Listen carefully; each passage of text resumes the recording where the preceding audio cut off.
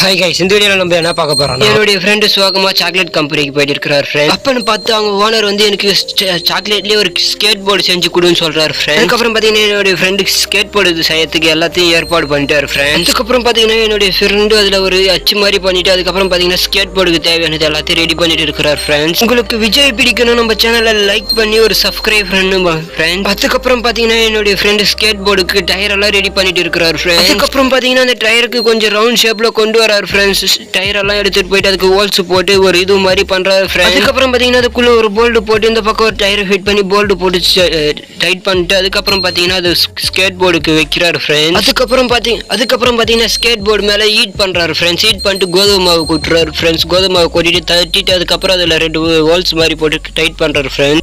அதுக்கப்புறம் பாத்தீங்கன்னா அதுக்கு மேல சாக்லேட் எல்லாம் தடவிட்டு என்னுடைய ஃப்ரெண்ட் என்ன பண்றாருன்னா தள்ளி பார்க்கறாரு ஃப்ரெண்ட்ஸ். அதுக்கப்புறம் பாத்தீங்கன்னா ஸ்கேட் போர்டை கடிச்சு சாப்பிடுறாரு ஃப்ரெண்ட்ஸ்.